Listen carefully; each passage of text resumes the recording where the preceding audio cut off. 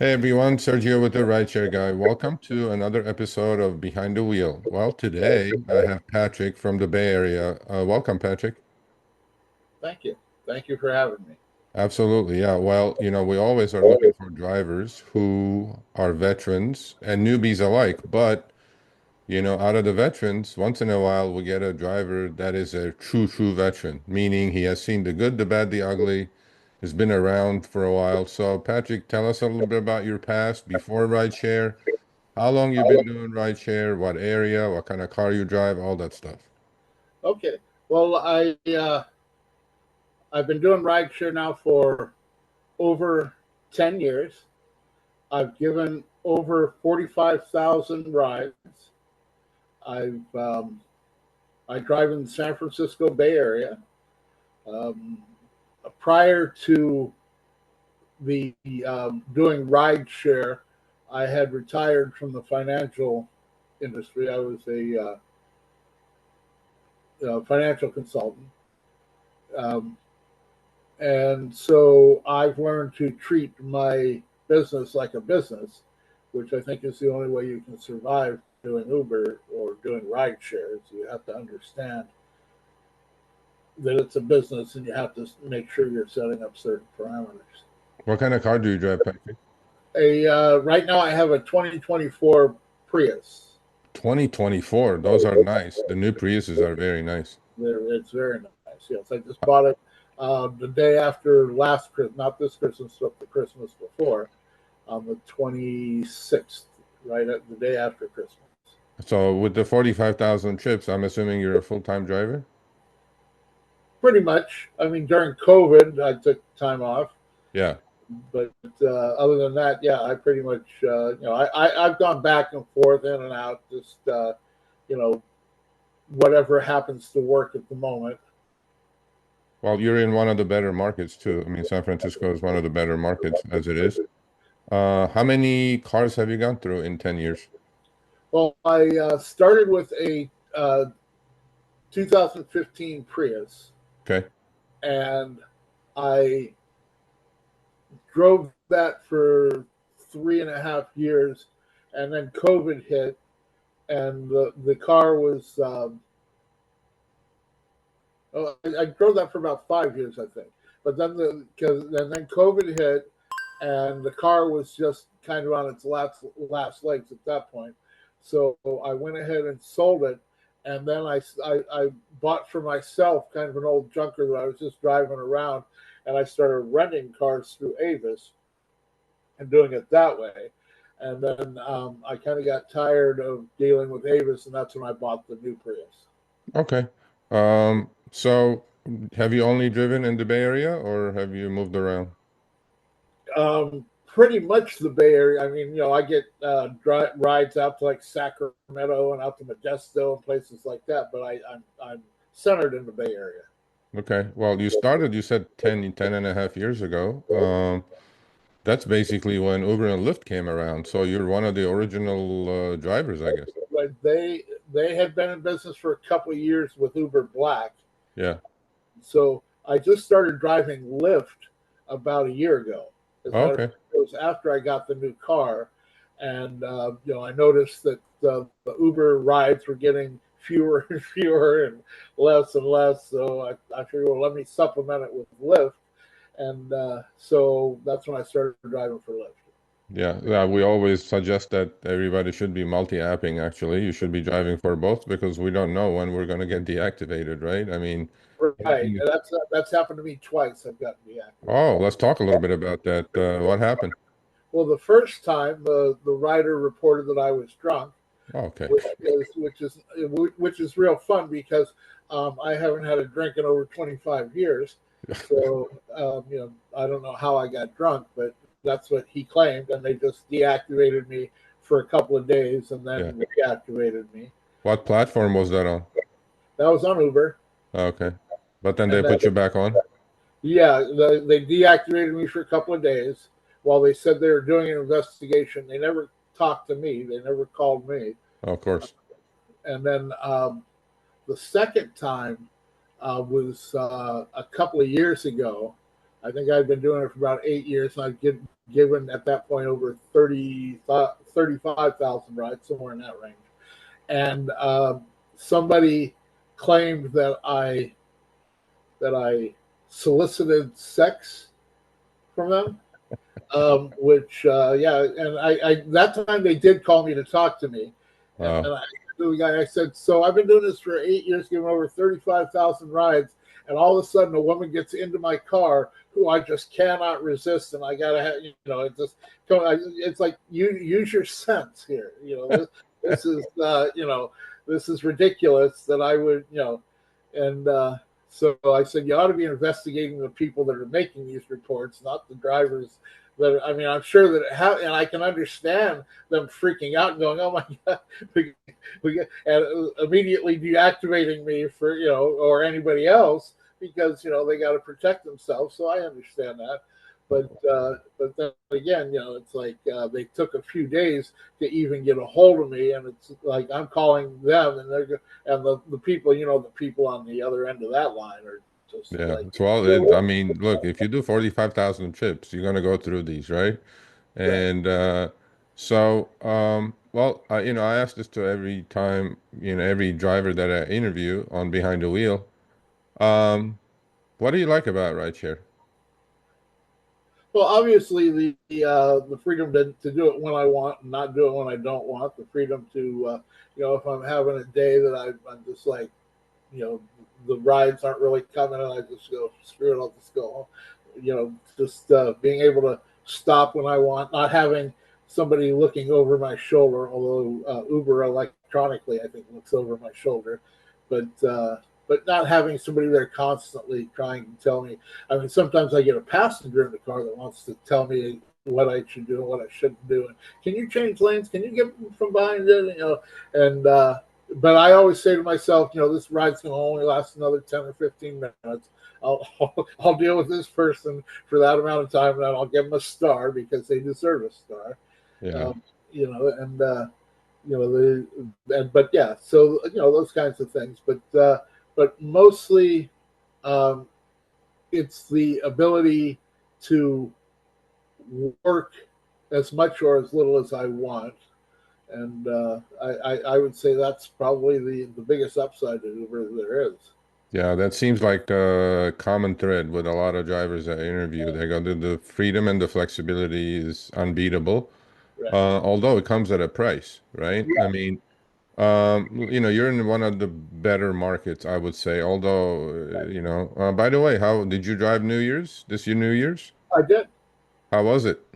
Um, I drove. I didn't drive at the peak hours. Oh, okay. One of the things that I have discovered is when Uber sends out emails telling everybody they should go drive during these hours, is there's so many drivers out there that you're not really getting as many rides as you would like. They might surge a little bit. They might pay a little extra $10 for 3 rides or $45 for whatever. But no, I went out during the off hours and I made on New Year's Day. I worked for 12 hours and made $600. Beautiful. Oh, beautiful. So, let's talk a little bit about your earnings and your history. I mean, you've seen pretty much all of it, right? You started with a rate card, and then a couple 3 years ago, we went to upfront fares. Right. You have a comparison, and you said you were in finance before, or the financial consultant, right? So you treat it as a business. Right. And how's your business? How has your business been over the last 10 years? Have you seen, obviously, you've seen ups and downs. Outside the pandemic times, have you seen your earnings um, keep pace with inflation that you're experiencing because you're in one of the most expensive cities in the country? Right. And yes, I mean,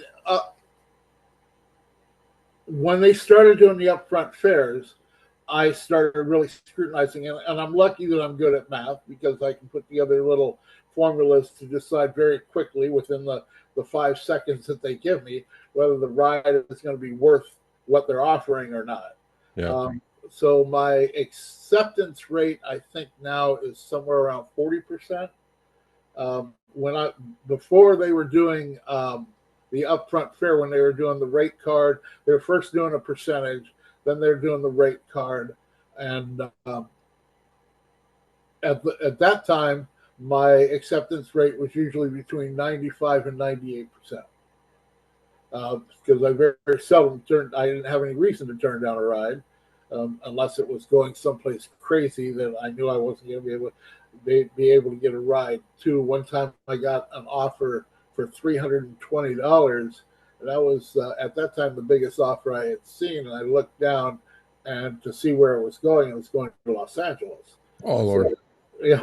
exactly. That's what I said. I very quickly hit decline and let that one go. But I'm sure some other poor sap that saw the $320 just hit the Well, accept button before he knew what he was doing. you said you treat this as a business, so give us a little flavor of how you treat it as a business. Like, what do you mean when you say you treat it as a business?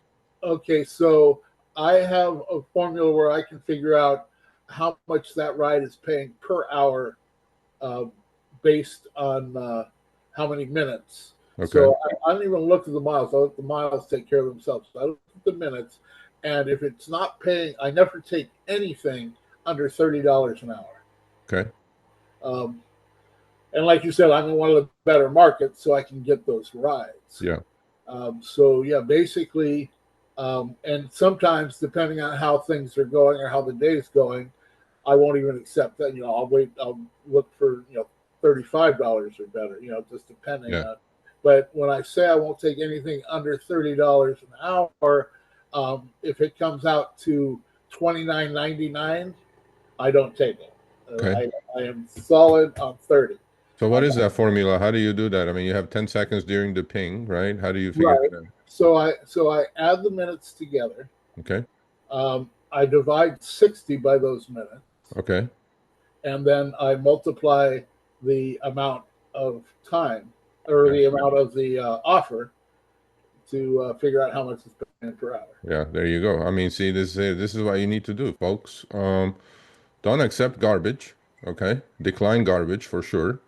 Mhm. Because there is a lot of garbage out there these days. I mean, you can tell by listen to Patrick's acceptance rate numbers, right? I mean, when we had the rate card, it was 90+%. Now with the upfront fares, because he's seeing the destination and the fares have gone down. Do you agree with that? After upfront fares, the fares have gone down a little bit? Most of them, but not all. That's the whole thing. If you're patient, I think it's you and Chris that say patience, Yep. position, and what was the other thing? Planning. Planning. Okay, so yeah, if you that's what you have to do, and the rides are out there. Like you saw that one that I showed you where I made 200 or yeah $226 for a 50-minute ride Yep. and got a $20 tip on top Well, of it. aren't you glad? Aren't you glad you're on Lyft as well? Because that was a Lyft trip. That was a Lyft trip. Yes, it was. Yeah, you I need have to. You should have been multi-apping all along, Patrick. right, probably. You're probably right, but the thing was when I signed up for Uber and Lyft, and Okay. Uber sent me the I got the acceptance from Uber. It took like a week, and it took Lyft like a couple of weeks. Okay. So I've been driving for like a week, and I was getting more as much as I could eat from Yep. Uber. So it's just kind of like I never turned the Lyft app on. Yeah. And then through the years, it was just like, uh, you know, if I'm getting enough, I'm getting enough. Yeah. And Well, so, I want to stick to this business thing a little couple more minutes. You said you treat it as a business. Obviously, you're picky accepting trips, right? right, I mean, I'm not going to call you a super cherry picker, but you do cherry pick a little bit here and there. right, Um, but you scrutinize what they're offering you, which is exactly what every driver should be doing, right? right. Because we have drivers in the community that accept everything and move on their day, and I don't think that's the right way to do it. But then, we're not here to judge people. So what other things do you pay attention to run this as your business? Well, expenses, obviously.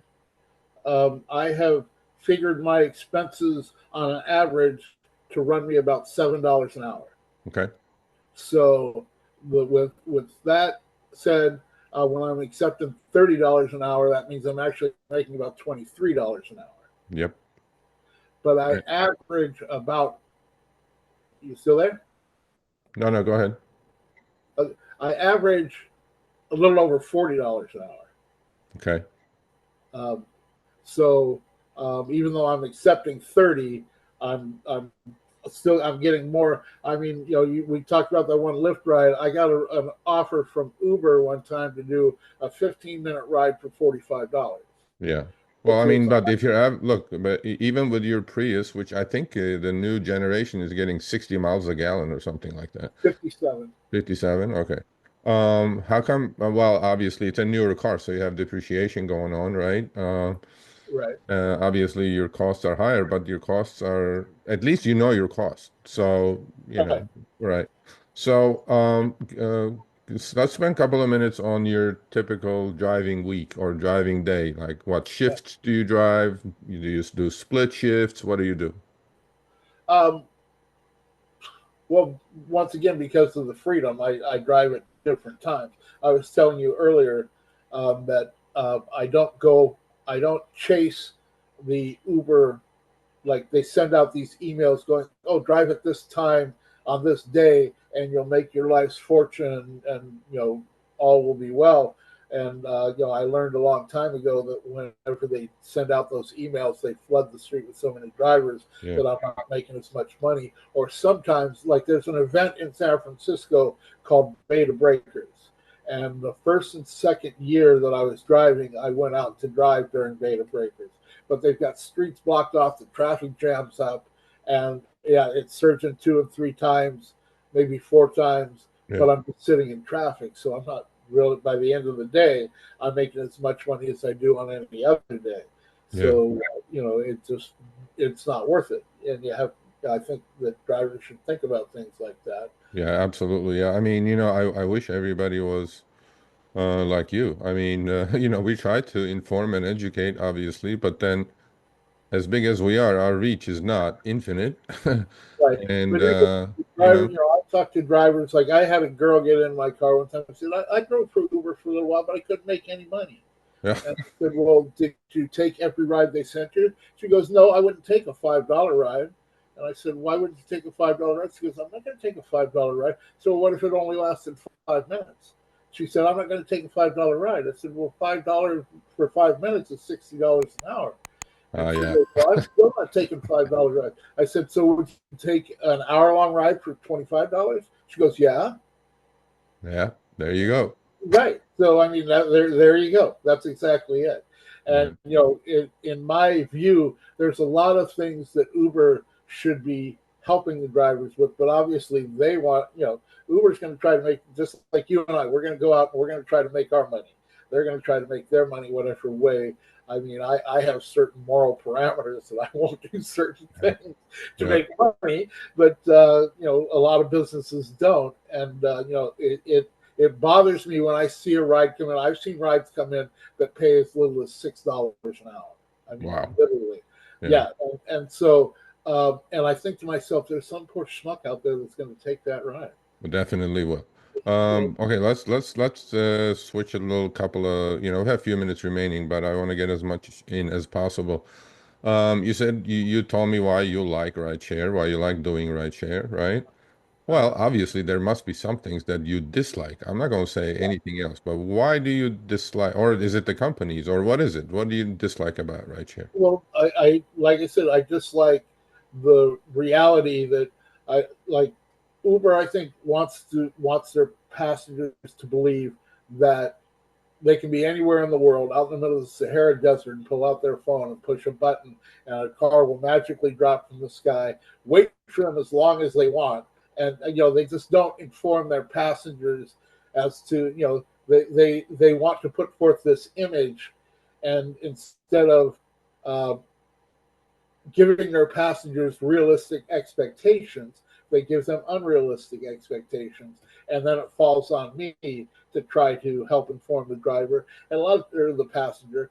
And a lot of times, I just don't, because I feel like if I'm venting or letting a passenger know, sometimes passengers will ask, and I'll try to be as honest and as candid as I can Yeah, as far as things like the changing or adding destination. yeah, I believe they should take that out, or either it should pop up and say, passenger would like to add destination. We'll give you this much more money. Will you accept or decline? Absolutely. Because Absolutely. once I've accepted it, I've actually, when passengers, I thought they were being unreasonable, I just told them, no, I'm not doing it. Yeah. No, I mean that's a major thing that they have never done, which they should, because as independent contractors, we should be able to say yes or no to a change of contract because initially we accepted a contract, right? We accepted a contract and we have an agreement. We have a legal agreement, and if I were to change it, I'd be disactivated, right? If Yeah, I you was will get deactivated. Yeah. right, but they can do it all they want. I mean, Yeah. and they don't tell the passengers. I mean, I had a situation one time where I had three people in my car, and I gave them a ride that took a half hour, and it was to a music festival. And when we got to the music festival, one of the girls said, "Oh my God, I forgot the armbands, which is the ticket to get in. Yeah. Basically, you got to have their armband." And so, can you take us back? We'll change it. And I just felt kind of bad for them. So they offered me $40 for this half hour ride. It's what Uber initially offered. Um, so I get um, I mean, we literally got to the festival. So I turned around, drove another half hour back, and then turned around and drove them back to the festival. So an hour and a half. Um, and I made, oh no, wait. Sorry. No, it was initially, it was $20 for the half hour ride. That's Right. what. Okay. So I drive them back to their hotel room and then back to the festival. So when I started, it was a half hour ride for $20. Uber added another $20 on, so it's an hour and a half for $40. Well, you got short change on that one, didn't you? Right, right, and I can tell you very many stories, which is why I don't like add-ons.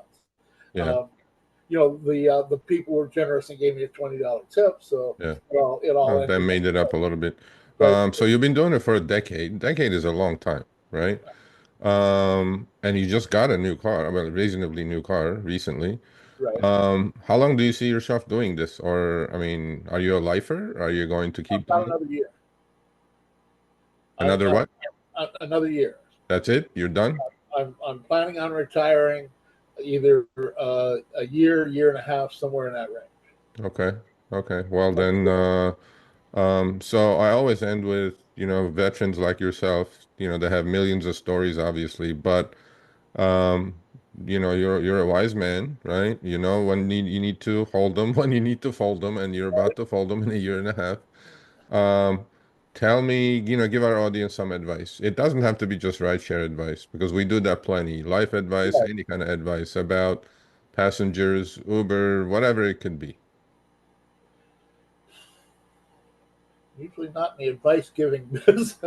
Oh, I know, but I'm like, because a lot of people watch us, right? Right, right, And I want everybody to learn from drivers like you. And to me, the important thing is, rideshare is not, be all end all, right? right, And there are other things in life, such as, right, you treating your customers because the right, customer doesn't know the CEO of Uber.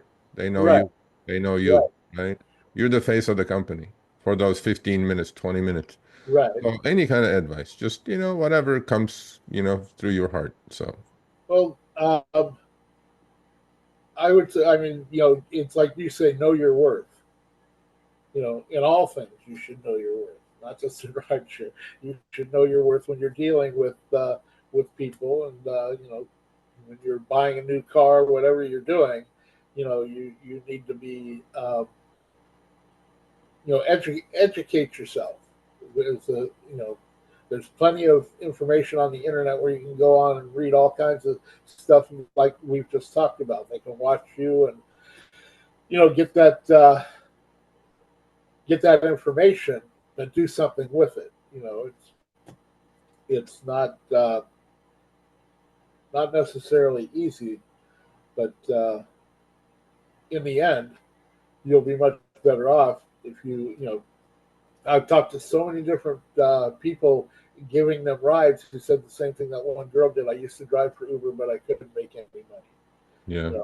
And the Uber is going to try to use you. I don't think Lyft is quite as bad when it comes to the using of the driver's part, but I get more Uber rides than I do Lyft rides, and so I'm going to go where the money is, and that's the whole thing. Is go where the money. If you're going to be in business, learn your business. Yeah. Learn how your business works. Uber does a lot of shady things, a lot of uh, things like I said, offering people $10, $6 an hour for rides, or even when they offer $15 an hour for a ride, that's minimum wage. McDonald's, people who work at McDonald's make more money than that. Yeah. No, I agree with you. I agree with you 100%. Well, we're going to end it here, but here's Patrick from San Francisco or the Bay Area, let's say. And my hat's off to you, sir. Look, in the year and a half that you're going to retire, you probably will hit 50,000 trips. And I don't talk to too many drivers who have the longevity that you have. Right. And I'm going to give you the floor for one last minute. What's the secret for longevity in this business? Well, I think we already discussed it. It's knowing your business. In other words, Oh, okay. the people that I talked to who said I did it and I couldn't make any money, they didn't understand the business. Uber is going to try to use you and make a profit off of your work. They're going to try to make as much as they can. There's only two ways, well, three if you count expansion, but two ways that Uber can really make more money, and that's charge the passenger more and pay the driver less. Yep. Well, That's we ended right there. So charge the passenger more, pay the drivers less. yeah, It's reality. It's not about being negative, it's reality. that's their And they're formula. in business for themselves to make money, and you're in business for yourself to make money as well. Learn your business. They Yep, know their business. yep, absolutely do. So, Patrick, I appreciate it. Thank you for your time. Stay healthy, be well, be safe out there. I hope you have a dash cam. Uh, if you don't, please get one. Yeah, that's another discussion altogether. But Yeah, yeah, yeah. and you're right. I should have one, but I'm so tired of being filmed everywhere I go, seeing cameras that Wow. it's the last thing I want is to film everything I'm doing in my car too. Yeah. And it's Well, just be safe out there. I I will appreciate be you I will doing be this. safe. And for everybody else, yeah, get a dash cam. Don't be a knucklehead like me. Sometimes There you go. sometimes I'm a bit of a knucklehead. It doesn't